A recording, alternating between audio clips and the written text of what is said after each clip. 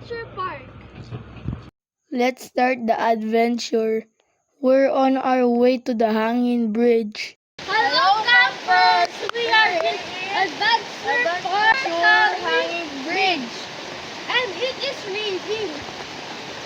It's really fun, though it was challenging because the stairs we had to climb to reach the monkey head are quite high. So be careful and always prioritize your safety. But it's all worth it, campers. Hello, campers! We are at the head monkey. You can see this after you go through the hanging bridge. They also have a spider web where you can take pictures and a zip line.